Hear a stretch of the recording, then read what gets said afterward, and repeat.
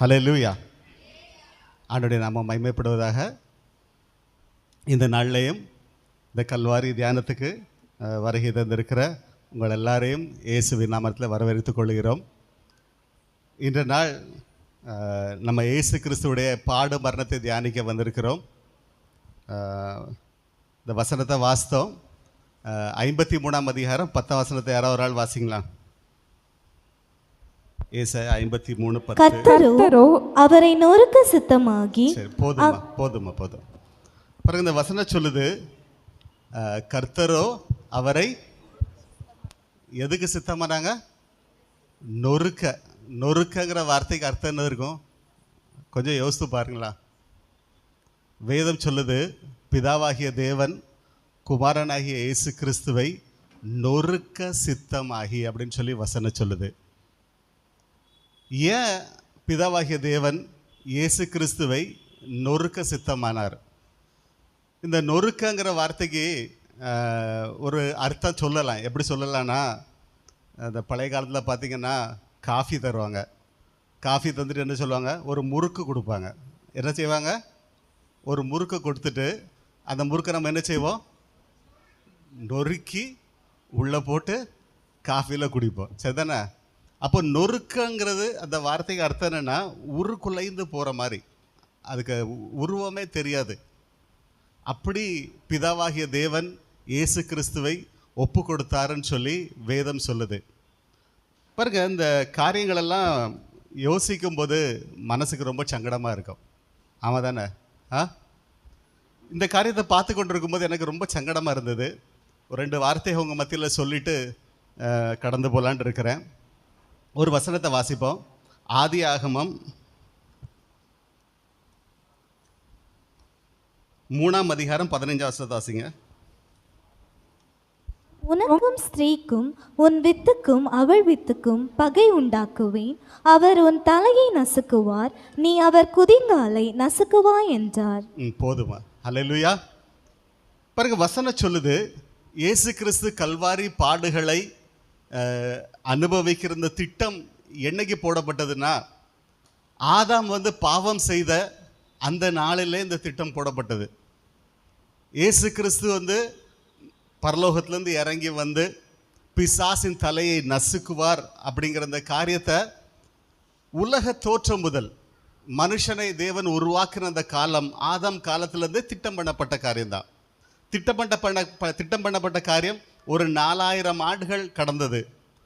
அப்போ இயேசு கிறிஸ்து பரலோகத்திலேருந்து இந்த பூமியில் இறங்கி வரும்போது அவருக்கு நல்லா தெரியும், நம்ம எதுக்காக போகிறோம்? பிசாசின் தலையை நசுக்க போகிறோன்னு சொல்லி அவருக்கு நல்லா தெரியும். அதுக்கு கூட பிதாவானவர் அவரை நொறுக்க போகிறார்ங்கிற அந்த திட்டமும் இயேசு கிறிஸ்து அறிந்திருந்திருப்பார். ஆமாவா இல்லையா? ஹல்லேலூயா. எல்லாரும் இங்கே தான் இருக்கீங்களா? ஹல்லேலூயா. அப்போ இயேசு கிறிஸ்து பூமிக்கு வருவாங்கன்னு சொல்லி 4000 வருஷத்துக்கு முன்பாகவே தீர்க்க தரிசனம் உரைக்கப்பட்டாச்சு. இயேசு கிறிஸ்துடைய ரோல் என்ன அப்படிங்கிறது பிதாவாகிய தேவன் சொல்லியிருந்திருப்பார். பரலோகத்திலிருந்தே பார், இப்படிலாம் பண்ணணும்ப்பா அப்படின்னு ரோல்ஸ் எல்லாம் சொல்லிட்டாங்க. சொல்லி முடிச்சு இயேசு கிறிஸ்து இதுக்கெல்லாம் ஓகே பண்ணிட்டு இந்த பூமிக்கு வந்தாச்சு. பூமிக்கு பூமியில் அவர் செய்கிற இந்த 33 வருஷம் அவருடைய காலங்களை நிறைவேற்றி முடித்து கல்வாரிக்கு முந்தின நாள் நடந்த அந்த சம்பவத்தை நம்ம கொஞ்சம் தியானிக்க போயிடும். கொஞ்சம் கவனமாக கேளுங்க. கர்த்தர் நம்மளோட பேசுவாராக. பாருங்க, லூக்கா 22ஆம் அதிகாரம் 42ஆம் வசனத்தை வாசிப்போம். பாருங்க. பிதாவே, உமக்கு சித்தமானால் இந்த பாத்திரம் என்னை விட்டு நீங்கும்படி செய்யும். போதுமா? ஹல்லேலூயா. பாருங்க, நான் உங்கள்கிட்ட சொன்னேன், ஆதாம் காலத்தில் திட்டம் பண்ணப்பட்ட காரியம், 4000 வருஷங்களாக பேசப்பட்ட காரியம், பரலோகத்தில் நிறைய திட்டங்கள் எல்லாம் செய்து இயேசு கிறிஸ்து இந்த பூமிக்கு இறங்கி வர்றாங்க. இறங்கி மனுஷருடைய ரூபத்தை எடுத்துக்கொண்டு இந்த பூமியில் 33 வருஷம் வாழ்ந்துட்டு இந்த கல்வாரி சிலுவைக்கு ஏறுறதுக்கு முந்தின நாள் இயேசு கிறிஸ்து அறிக்கையிட்ட ஒரு வார்த்தை. கொஞ்சம் கவனமாக கேளுங்க. அவர் பிதாவை பார்த்து சொல்கிறாரு, 4000 வருஷமாக பிதாவே திட்டம் பண்ணிட்டேன். 4000 வருஷமாக 4000 வருஷம் அந்த மனுக்குலத்தை பாதுகாக்கணும், இவங்களை ரட்சிக்கணும்னு சொல்லி நம்ம திட்டம் பண்ணினதெல்லாம் உண்மைதான் பிதாவே. பிதாவே, என்னுடைய ஜெபத்தை கேட்டுக்கொள்ளுங்க. உமக்கு சித்தமானால் இந்த பாத்திரம் என்னை விட்டு நீங்க செய்யும். அல்லேலூயா, அல்லேலூயா. பாருங்க, அந்த கொடூரமான மரணம், அந்த கொடூரமான மரணத்தை இயேசு கிறிஸ்துக்கு விவரிக்கப்பட்டது. இயேசு கிறிஸ்து அந்த கொடூரமான மரணத்தை சந்திக்கிற அந்த தருவாய் பக்கத்தில் வந்திருக்கும்போது, அவர் மாமிசத்தில் இருக்கும்போது அவர் யோசித்து பார்க்குறாரு, இதை என்னால் சந்திக்க முடியுமா, இதை நான் ஏற்றுக்கொள்ள முடியுமா, இந்த பாதையில் என்னால் போக முடியுமா அப்படின்னு சொல்லி இயேசு கிறிஸ்து அதை நிதானிக்கும் போது அவர் வாயிலிருந்து புறப்பட்ட ஜெபம் என்னன்னா, பிதாவே, இந்த பாத்திரம் என்னை விட்டு நீங்க கூடுமானால் நீங்கட்டும். ஹல்லேலூயா, ஹல்லேலூயா. கொஞ்சம் யோசித்து பாருங்க, 4000 வருஷமா பண்ணப்பட்ட திட்டம். இயேசு கிறிஸ்துவுக்கு நல்லா தெரியும் இதை தான் நம்ம அனுபவிக்க போறோம்னு சொல்லி.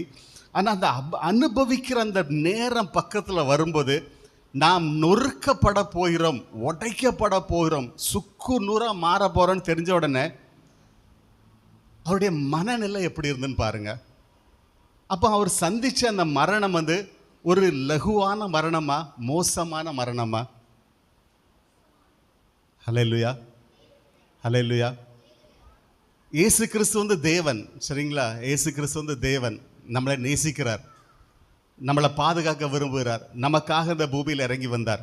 ஆனால் அந்த கடைசி நிமிஷம் அவர் பட்ட பாடுகள் இருக்குல்ல, அந்த பாடுகளை விவரிக்கப்பட்டது இயேசு கிறிஸ்துக்கு. இந்த வழியில் அவங்க கொண்டு போவாங்கன்னு சொல்லி விவரிக்கப்பட்ட அந்த பாடுகளை அவர் மனுஷ சாயலில் இருக்கும்போது அவரால் தாங்க முடியலை. வசனம் சொல்லுது, தேவனிடத்தை ஜெபம் பண்ணுற, பிதாவே, இந்த பாத்திரம் நீங்கன்னா நீங்கட்டும் ஆண்டரே, ஆனாலும் ஏன் சித்தம் படி இல்லை ஆண்டரே, உம்முடைய சித்தம் நிறைவேறட்டும்னு சொல்லி அர்ப்பணிக்கிறார். ஹல்லேலூயா, ஹல்லேலூயா. பாருங்க, இந்த வசனத்தை கொஞ்சம் முன்னாடி திருப்பி வாசிப்போம். அடுத்தால வாசிக்க பார்க்கலாம். நானும், பிதாவே, உமக்கு சித்தமானால் இந்த பாத்திரம் என்னை விட்டு நீங்கும்படி செய்யும், ஆயினும் என்னுடைய சித்தத்தின்படி அல்ல, உம்முடைய சித்தத்தின்படியே ஆக கடவது என்று ஜெபம் பண்ணினார். ஹல்லேலூயா. கொஞ்சம் அப்படியே அமைதியாக இருந்தபடி யோசித்து பாருங்க, இயேசு கிறிஸ்து என்ன பாடுபட்டிருப்பாருன்னு சொல்லி. இயேசு கிறிஸ்துக்காக விவரிக்கப்பட்ட அந்த பாடுகளின் குரூரம், கடூரம் எவ்வளோ மோசமாக இருந்திருக்குன்னா, ஒரு தேவன் மனுஷனை படைத்தவர் 4000 வருஷமா திட்டம் பண்ணினாங்க, நம்ம வந்து மனுக்குலத்தை மீட்டு கொள்ளணும், நம்ம இறங்கி போகணும், இந்த காரியங்களை செய்யணும்னு சொல்லி திட்டம் பண்ணின தேவனால நம்மளால இது முடியாது, இவ்வளோ பாடுகளெல்லாம் அனுபவிக்க முடியாது அப்படின்னு சொல்லி அவருடைய எண்ணம் தோன்ற ஆரம்பித்திருந்ததுன்னா அந்த பாடுகள் எப்படிப்பட்ட பாடுகளாக இருந்திருக்கும் கொஞ்சம் யோசித்து பாருங்க. பாருங்கண்ணா, இந்த பேஷன் ஆஃப் கிரைஸ்ட்னு ஒரு படம் எடுத்திருந்தாங்க, இயேசு கிறிஸ்துடைய பாடு மரணத்தை பற்றி. அந்த படம் எடுத்து முடித்து நியூஸ் பேப்பரில் ஒரு ஆர்டிக்கலை வாசித்தேன். அந்த ஆர்டிக்கலில் நம்ம தி டைம்ஸ் ஆஃப் இந்தியான்னு சொல்லி ஒரு பேப்பர், பாம்பேல உள்ள பேப்பர், அவங்க வந்து நிறையா அந்த சங்கிகளுக்கு சப்போர்ட்டாகவே பேசுவாங்க. அப்போ அவங்க அதில் ஒரு கட்டுரை போட்டிருந்தாங்க, இது வந்து மிக மிக அது எக்ஸாஜரேட் பண்ணி எழுதுனது. ஏன்னா ரொம்ப அது இயேசுப்பட்ட பாடுகளை ரொம்ப அதிகமாக எக்ஸாஜரேட் பண்ணி எழுதியிருக்கிறாங்க, இந்த படத்தில் எடுத்திருக்காங்க அப்படின்னு சொல்லி சொன்னாங்க. அந்த படத்தை பார்த்து மனுஷனால் நம்மளுக்கு இந்த படத்தை பார்க்கும்போது கூட நம்மளால் தாங்க முடியலை. மனுஷங்களே சொல்கிறாங்க, இவ்வளோலாம் பாடு யாரும் பட முடியாப்பா, இது ரொம்ப மிகப்படுத்தி பண்ணியிருக்கிறாங்க, இப்படி படங்கள்லாம் இதெல்லாம் சாத்தியம் இல்லைன்னு சொல்கிறாங்க. இயேசுவானவரே, ஆண்டவரே, இது என்னால் முடியாதுன்னு சொல்கிற மாதிரி இருந்ததுன்னா அந்த பாடுகள் எப்படிப்பட்ட பாடுகளாக இருந்திருக்கும் பாருங்கள். இயேசு கிறிஸ்து இதை நமக்காக சுமந்தார். பாருங்க, இந்த காரியம் நடந்து கொண்டிருக்கும் போது பிதாவாகிய தேவன் பார்க்குறாங்க, இயேசு ரொம்ப பயந்து போயிட்டாங்க அப்படின்னு என்ன பண்ணுறாங்கன்னா, ஒரு தேவ தூதன் அனுப்பி விட்டார்னு சொல்லி வசனம் சொல்லுது. அடுத்த வசனத்தை வாசிமா. அப்பொழுது வானத்திலிருந்து ஒரு தூதன் தோன்றி, பாருங்க, அப்போ வானத்திலிருந்து ஒரு தூதன் தோன்றி அவரை பலப்படுத்தினான். பாருங்க, வசனம் சொல்லுது, ஒரு காரியத்தை கடந்து போகணுங்க. ஒரு காரியத்தை கடந்து போகிறதுக்கு பிள்ளைங்கள்லாம் பயந்தாங்கன்னு நினச்சிடுங்களா, நம்ம என்ன செய்வோம், கையை பிடிச்சிட்டு பயப்படாதம்மா, முடியுமா, உன்னால் முடியுமா, உன்னால் செய்ய முடியுமா அப்படின்னு சொல்லி பலப்படுத்துவோம், சரிங்களா? இயேசு கிறிஸ்துவுடைய நிலைமை, அந்த பாடுகளை யோசித்து பார்க்கும்போது அவரால் முடியாது, ஆண்டவரே என்னால் முடியாதுன்னு சொல்லும்போது வசனம் சொல்லுது, வானத்திலேருந்து ஒரு தூதன் இறங்கி வந்து அவரை பலப்படுத்தினான்னு சொல்லி வசனம் சொல்லுது. ஹல்லேலூயா, அல்லேலூயா. அப்போ இயேசுவானவர் பட்ட பாடுகள் எவ்வளோ கடூரமான பாடுகளாக இருந்திருக்கும் பாருங்க. அடுத்த வசனத்தை வாசிங்க. அவர் மிகவும் வியாகுலப்பட்டு பாருங்க, வசனம் சொல்லுது அவர் மிகவும் வியாகுலப்பட்டு. அவர் மிகவும் வருத்தப்பட்டோ அல்ல மிகவும் வேதனைப்பட்டோ அப்படிங்கிறதெல்லாம் இல்லை, மிகவும் வியாகுலப்பட்டு. அந்த வியாகுலங்கிற வேர்டு வந்து வேதனையின் உச்சம், சரிங்களா? அப்போ இயேசு கிறிஸ்து ஒரு தூதன் வந்து அவரை திடப்படுத்துறாங்க. இயேசுவே, நீர் தேவன், உம்மளை கூடும். மனுஷங்க வந்து நம்ம பிள்ளைங்க, நம்ம சாயல்ல படைக்கப்பட்டவங்க நரகத்தை நோக்கி போயிட்டு இருக்காங்க. இல்லை, நம்ம அவங்களை எப்படியாவது பாதுகாக்கணும், இந்த பாதையை கடந்து தான் ஆகணும். ஏசப்பா முடியும்னு சொல்லி அவரை திடப்படுத்தினாங்க. அவர் மிகவும் வியாகுலப்பட்டார்னு சொல்லி வசனம் சொல்லுது. அல்லேலூயா. அந்த வசனத்துக்கு கீழே வாசிமா. அவர் மிகவும் வியாகுலப்பட்டு அதிக ஊக்கத்தோட ஜெபம் பண்ணினார். பாருங்க, வசனம் சொல்லுது அவர் அதிக ஊக்கத்தோட ஜெபம் பண்ண ஆரம்பித்தார். அல்லேலூயா. அப்புறம் வாசிமா. அவருடைய வேர்வை இரத்தத்தின் பெருத்துளிகளாய் தரையிலே விழுந்தது. ஹல்லேலூயா, ஹல்லேலூயா. பாருங்க, வசனம் சொல்லுது அவருடைய வேர்வை என்னது? இரத்தத்தின் பெருந்துளிகளாய் தரையிலே விழுந்தது. பாருங்க, இந்த வேர்வை எப்படிங்க ரத்தமா மாறும்? இந்த வேர்வை ரத்தமா மாறுறதுக்கு வாய்ப்பு இருக்கா? ஒரு ஊழியக்காரங்க சொன்னாங்க, இந்த பயத்தின் உச்சக்கட்டம் இருக்கு பார்த்தீங்களா, பயத்தின் உச்சக்கட்டம் நம்முடைய இரத்த ஓட்டம் ஸ்பீடாகி அந்த நரம்புகள்லாம் வெடிச்சதுன்னா, உடம்புல இருக்க அந்த நரம்புகள் வெடிக்க ஆரம்பிச்சதுன்னா, அந்த வெடிச்ச நரம்புகளிலேருந்து அந்த சிதைகிற ரத்தம் வந்து என்ன பண்ணுன்னா தண்ணீரோடு சேர்ந்து அது வந்து வேர்வையாக வர்றதுக்கு வாய்ப்பே தவிர வேற வாய்ப்பே கிடையாது. ஹல்லேலூயா, ஹல்லேலூயா.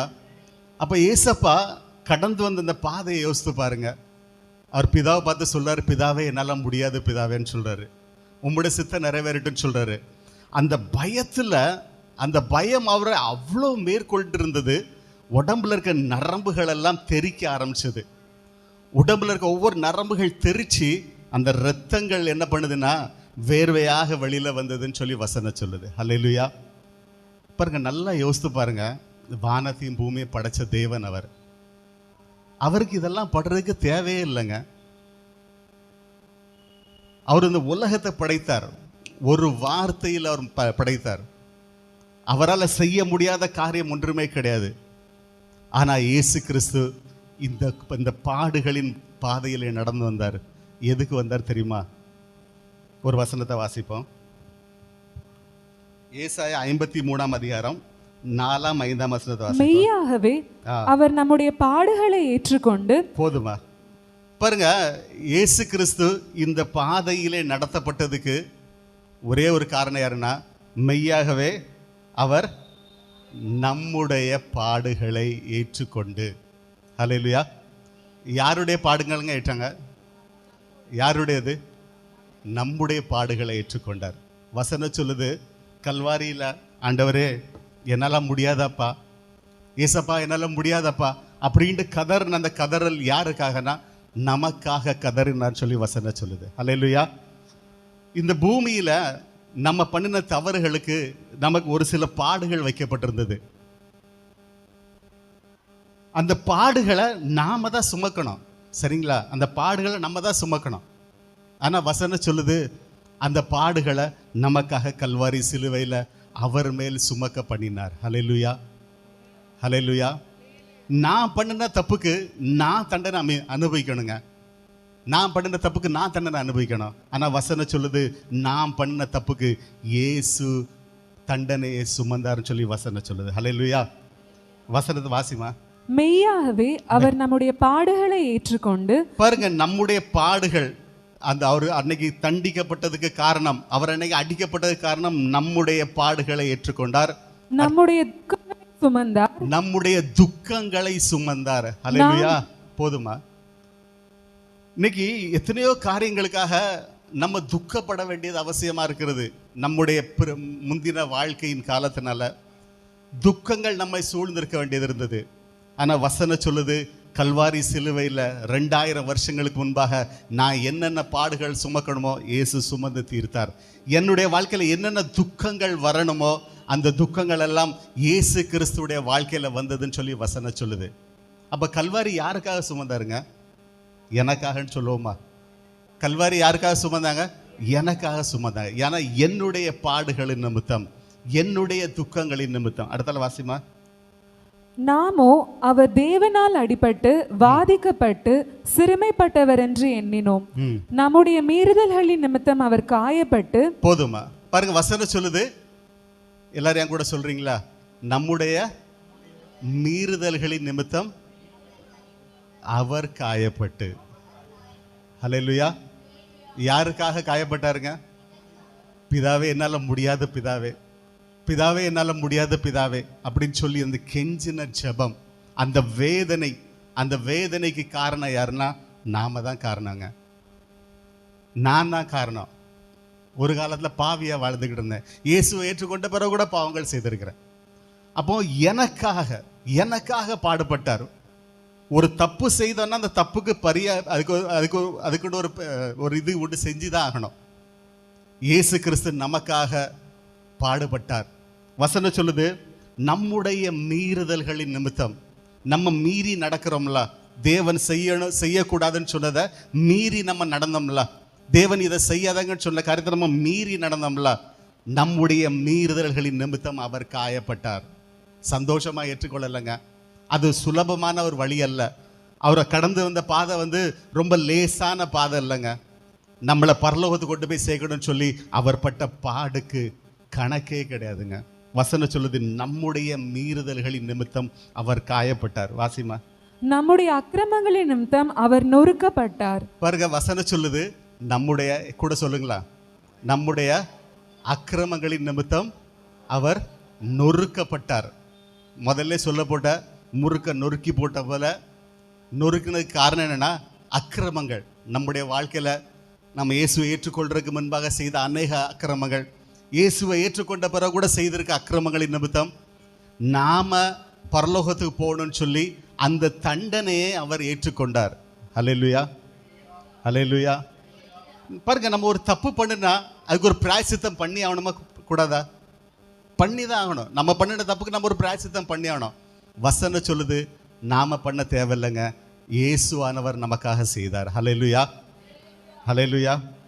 நம்முடைய அக்கிரமங்களின் நிமித்தம் அவர் நொறுக்கப்பட்டான்னு சொல்லி வசனம் சொல்லுது. அடுத்தது வாசிமா. நமக்கு சமாதானத்தை உண்டு பண்ணும் ஆக்கினை அவர் மேல் வந்தது. பாருங்க, வசனம் சொல்லுது, நமக்கு சமாதானம் உண்டு பண்ணும் ஆக்கினை அவர் மேல் வந்தது.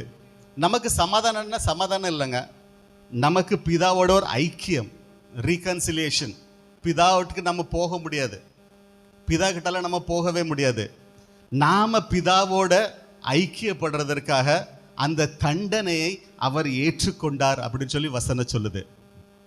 இன்னைக்கு நம்ம பார்த்து அப்பா பிதாவேன்னு சொல்றோம், ஜாலியா பாட்டு படிக்கிறோம். இதெல்லாம் நம்மளுக்கு ஈஸியா கிடைச்சது இல்லைங்க. இயேசுவானவர் அதுக்கு ஒரு பெரிய விலை கிரயத்தை செலுத்தியிருக்காங்க. அந்த விலை கிரயத்தின் மூலமாக நம்ம இன்னைக்கு அழகா கண்ண மூடி அப்பா பிதாவே அப்படின்னு சொல்லி அவரை நம்ம ஆராதிக்க முடியுது. வசனம் சொல்லுது, அதுக்கு அவர் கிரயம் செலுத்தினார்னு சொல்லி வசனம் சொல்லுது. நாம பிதாவோடு சமாதானமா இருக்கிறதற்கு, நாம அப்பா பிதாவேண்டு அவர் அழைக்கத்தக்கிறது, அந்த புத்திர ஸ்வீகாரத்தின் ஆவியை நாம் பெற்றுக்கொள்றதற்கு அவர் விலை கிரயம் செலுத்தினார்னு சொல்லி வசனம் சொல்லுதுங்க. அப்போ அந்த கிரயம் எப்படிப்பட்ட கிரயமா இருந்தது? இயேசுவானவர் இந்த கிரயத்தை நமக்காக அவர் சுமந்து கொண்டார், நமக்காக இந்த பாடுபட்டார். இந்த காரியங்களை சற்றபடியே மனதில் வைத்து கொள்வோம். இந்த நாட்கள் இயேசுவானவரே சொல்றாங்க, என்னை நினைவு கூறும்படி இதை செய்யுங்கள் சொல்லி வேதத்தில் வசனம் சொல்லுது. கர்த்தருடைய பந்தி எடுக்கும் போதெல்லாம் ஆண்டவர் சொல்றாரு, டே நான் உனக்காக பட்ட பாடுகளை நினைச்சு பாரு. இது இலவசமா கிடைச்சது உனக்கு, பட் இலவசமா கொடுக்கத்தக்க பொருள் அல்ல. இது ஏதோ ஒரு ஈஸியாக கிடைக்கிற காரியம் அல்ல. இது நான் உனக்காக செய்தேன் அப்படின்னு சொல்லி இயேசுவனர் சொன்னார்.